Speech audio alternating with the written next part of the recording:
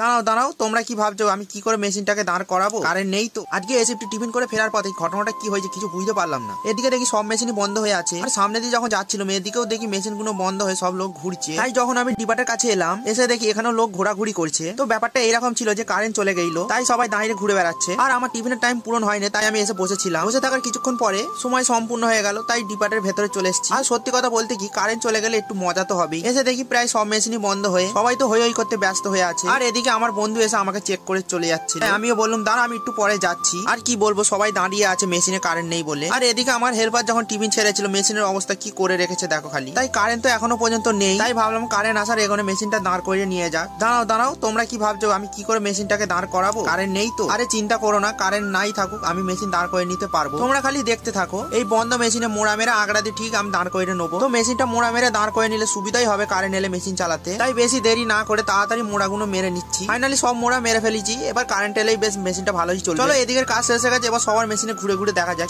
কি করছে। প্রথমে চলে এলাম আমার বন্ধুর মেশিনের কাছে, এসে দেখি ও কাজ করছিল। মেশিন বন্ধ করে আবার কি কাজ হবে, ওই ঘোরাঘুরি। আর ওদিকে বসে সবাই ফোন ঘাঁটছিল। আর এরা তো বসেই দেখতেই পাচ্ছ কিরকম ফোন দেখতে লেগে গেছে কারেন্ট নেই বলে। তাই ভেতরে একটু ঢুকে দেখলাম এদিকে কারেন্ট আছে, জেনারেটরে চলছে মেশিন গুলো। আর আমাদের তো মজাই ছিল। এর কিছুক্ষণ পরে কারেন্ট চলে এলো, আর আমি তো মোড়া মেরে রেডি করে রেখেই দিয়েছিলাম। তাই মেশিনটা যখনই চালালাম মেশিন পুরো দাঁড়িয়ে গেল। আর ছুটির সময় হয়ে গেছে, তাই দুটো মেশিনই পুরো দাঁড়িয়ে ছিল। তাই আমি একটু বসে আরাম করছিলাম। আমি আরাম করি, তোমরা খালি একটা জিনিস ভুলো না, সাবস্ক্রাইবটা করতে আর একটা লাইক, ব্যাস। চলো এই করেই কাটলো, টাটা, দেখা হবে পরে।